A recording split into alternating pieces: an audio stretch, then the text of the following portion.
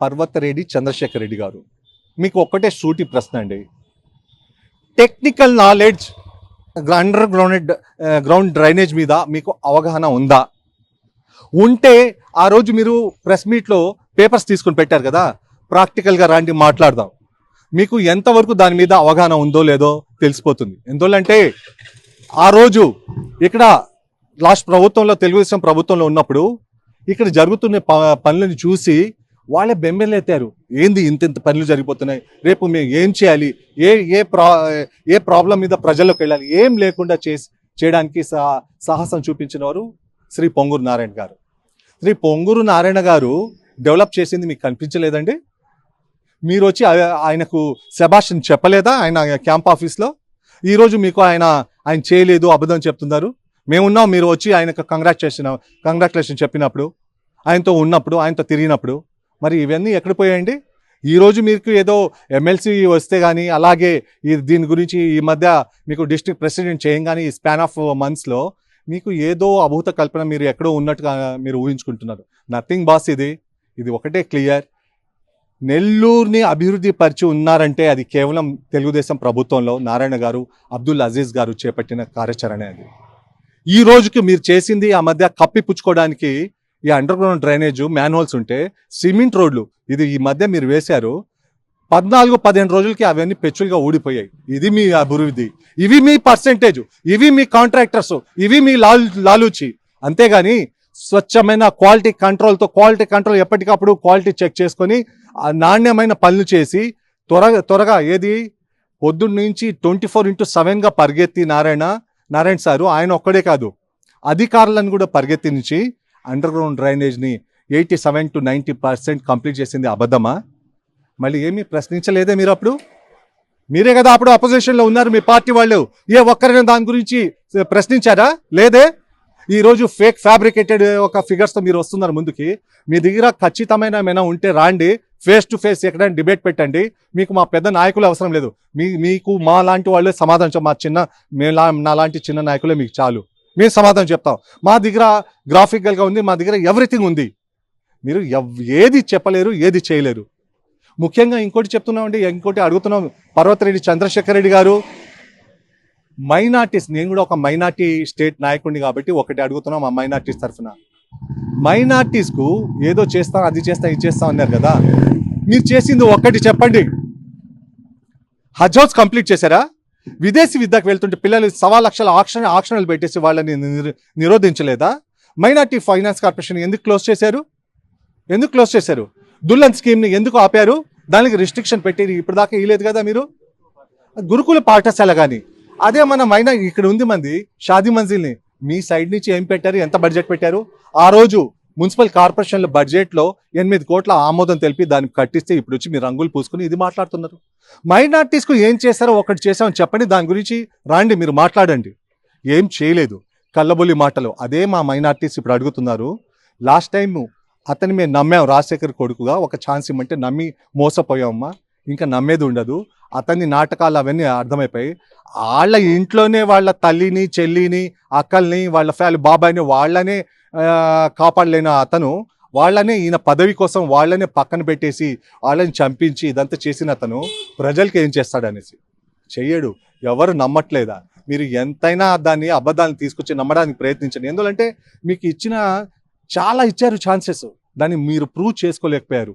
జగన్ అనేది నేను మడమ తిప్పను అని చెప్పారు కదా, ఎప్పుడో తిప్పేశారు మీరు మడమ. ఇంకేముంది తిప్పడానికి? మీరు అలాగే సిద్ధం అండి.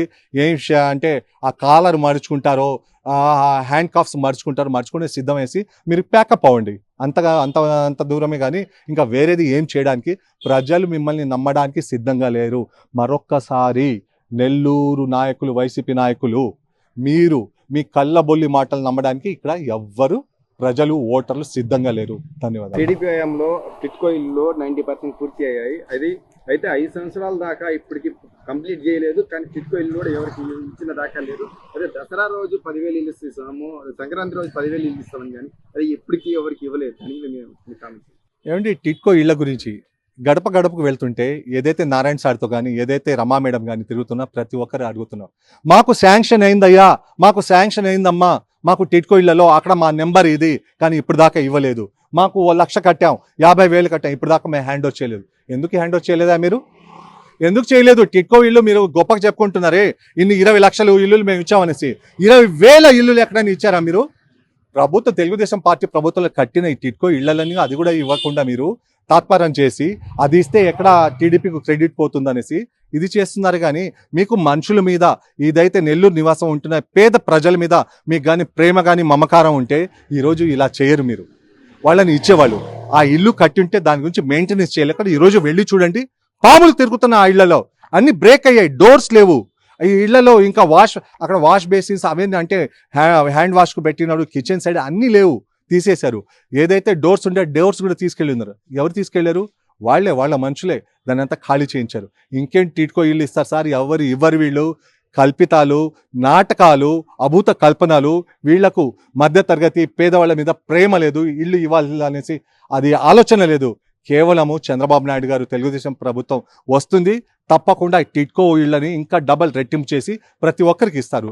అదేవిధంగా రామలింగపురంలో ఉన్న ఫ్లైఓవర్ కానివ్వండి, మైపాడు రోడ్డు మేము వేసామని చెప్పేసి నిన్న పర్వతిరెడ్డి చంద్రశేఖర్ రెడ్డి కూడా చెప్పడం, దాని మీద ఎక్కడ వేశారండి ఫ్లైఓవర్? మీరు పెన్నార్ ఫ్లైఓవర్ మీరు వేసారా? ఎక్కడ పాస్ అయింది?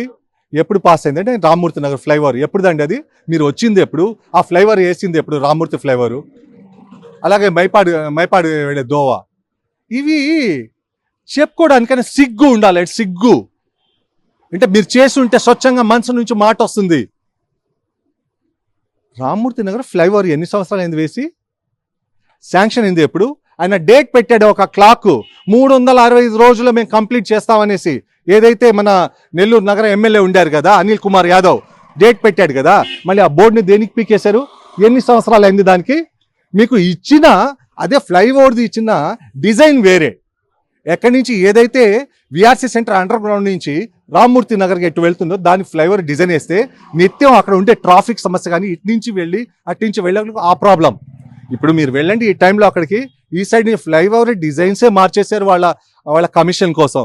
ఇప్పుడు మీరు వెళ్ళండి అక్కడంతా ట్రాఫిక్ కానిస్టేబుల్స్ వాళ్ళు నానా తంటాలు పడుతుంటారు ఆ ట్రాఫిక్ని కంట్రోల్ చేయకుండా.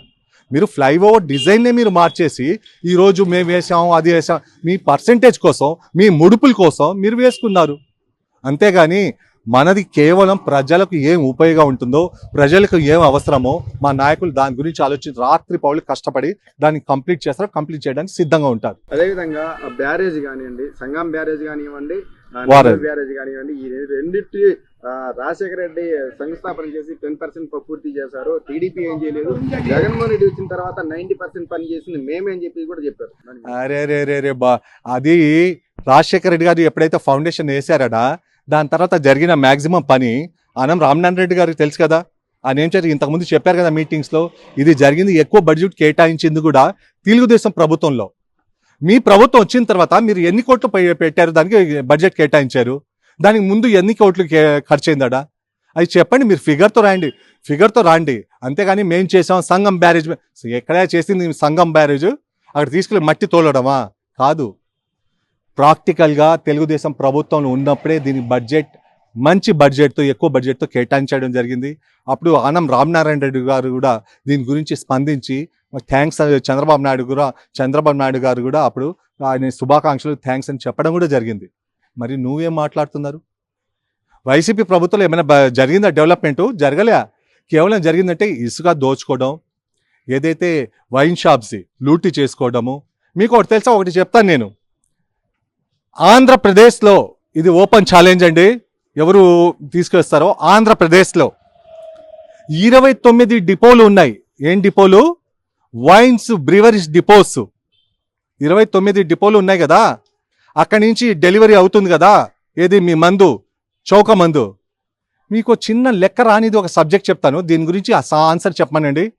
ఏదైతే ఆ డిపోలో మీరు బాక్సులు కార్టూన్స్ పంపిస్తారో దాని ఎంటీ కార్టూన్స్ ఉన్నాయి కదా, ఎంటీ కార్టూన్స్, కార్డ్బోర్డ్ కార్టూన్స్, అది మీకు నెల ఎంత కట్టి ఎవరు కట్టి అక్కడి నుంచి తీసుకెళ్తున్నారు? ఎంత కట్టి ఎవరి పేరు మీద తీసుకెళ్తున్నారు? సిగ్గు లేదా? ఎవరైతే ఎండిగా ఉన్నారో అప్పుడు రెడ్డి గారు, ఎవరైతే బ్రివరీస్కి ఎండిగా ఉన్నారో అతను బినామీ పేరు మీద నెల్లూరులోని ఒక రెడ్డిని పెట్టుకుని 2 కోట్ల ఆదాయం దాని మీద వస్తుంది. నెలకు 2 కోట్లు అంటే సంవత్సరానికి 24 కోట్లు. ఆయన కట్టేది ఎంత? 10 లక్షలు 12 లక్షల రూపాయలు. దీని గురించి ఎవరైనా మాట్లాడారా? మాట్లాడలేదే. ఏ పార్టీకి అక్కడ ఏ ఎమ్మెల్యేకి అయితే వాళ్ళకు ముడుపులు చెల్లిస్తున్నారు. నెల్లూరు బినామీ క్యాండిడేట్ ఎవరైతే బ్రీవరీస్కి ఎండిగా ఉన్నారో మీరు దీన్ని హైలైట్ చేయండి బాస్. ఎవరైనా ఛాలెంజ్గా ఉంటే ఇది చెప్తా. ఎవరైతే ఎండిగా ఉన్నారో బ్రీవరీస్ డిపార్ట్మెంట్కు, ఆ ఎండి బినామీ దీనికి ఏదైతే ఎంటీ కార్టూన్ ఉంటాయి ఆ బాక్సెస్, బీర్ బాక్సుల నుంచి అది మనం విస్కీ వైన్స్ బాక్సులు, ఎంటీ కార్టూన్ బాక్స్ వాళ్ళే దాన్ని కలెక్ట్ చేయాలి. ఎంత ఇస్తున్నారు మీరు డీడీ? 10 లక్షలు 12 లక్షలు. మీకు వచ్చే ఆదాయం ఎంత దాని మీద? దాని లెక్కలు ఎక్కడ? 2 కోట్ల రూపాయలు నెల నెల నువ్వు వేసేస్తున్నావే. ఎవరి డబ్బులు ఇవి? సిగ్గు లేదా మీకు మాట్లాడడానికి? ఇంకేం చెప్తామంటే నేను కొద్దిగా ఉదాహరణ ఇచ్చా. ఈ వైన్ షాపుల మీద, వైన్లని ఇది అసలు బ్రాందీ షాపులు ఇది లేకుండా చేస్తాను చెప్పిన క్యాండిడేటు దీని మీదే ఆధారపడి ఉన్నాడు. రాబోయే 5 సంవత్సరాలు కూడా వాళ్ళకు లీజ్కి ఇచ్చేసి ఇంకేందండి ప్రజల్ని అతను ఏం లేకుండా ఇది ఆ లిక్కర్ లేకుండా రాష్ట్రం చేస్తానంటున్నాడు కదా. ఇంకేంది చేసేది? వాళ్ళకి ధారాదత్త రాసేసి ఇచ్చేస్తున్నాడు కదా. నేను ఇప్పుడు చెప్పాను కదా. దీని గురించి చిన్న ఎగ్జాంపుల్ అండి. ఎవరైతే ఎండిగా ఉన్నారో దానికి దీని కాంట్రాక్టర్ తీయండి బయటికి, దాంట్లో తేలుతుంది మీకు. చివరిగా బీజేపీ టీడీపీ పొత్తు మీద ఈ మైనార్టీ వాళ్ళు ఎవరికి సపోర్ట్ చేస్తారు? పెద్ద భూతద్దంలో చూపిస్తున్నారు బీజేపీ అని. సరే, ఇప్పుడైతే బీజేపీ అలయన్స్ అయిందండి. ఇప్పుడు దాకా ఏదైతే వైసీపీ ఉంటుందో, ఏదైతే అక్కడ ఆర్టికల్ 370 కాశ్మీర్ది చేతులు ఎత్తింది ఎవరండి? పార్లమెంట్లో రాజ్యసభకు చేతులు ఎత్తి బిల్ పాస్ చేసింది ఎవరు? ఇదే విజయసాయి రెడ్డి నేతృత్వంలో కాదా? ఆయన ఉంటే గానీ దీన్ని కాపాడలేదు. అదే కానీ వైఎస్కి నేను చెప్తున్నా, వైఎస్ జగన్మోహన్ రెడ్డి చేతిలో కానీ ఉంటే ఆయన ప్రతిదీ దాసోహం. నువ్వు తక్కువ ఉంటే తక్కువ, కూర్చోవాలి, లేయాలంటే లేదు. ప్రతి ఒక్కరు తెలుసు. అందువల్ల ఏం కాదు, ఈ సిఏ గురించి, ఎన్ఆర్సీ, ఎన్పిఆర్ గురించి కూడా తప్పకుండా చంద్రబాబు నాయుడు గారు మన రాష్ట్రాన్ని రక్షించుకుంటారు. మైనార్టీస్ మీద ఈలగా వాలించడు. అది ఆ నమ్మకం మాగుంది. తప్పకుండా దీన్ని మైనార్టీస్లో కూడా తీసుకెళ్ళి వాళ్ళకు ఎవరికైనా అవగాహన లేకుండా ఉంటే దాన్ని తెలిపి మేము దాన్ని సానుకూలంగా పరిష్కరిస్తాం. Thank you. Thank you.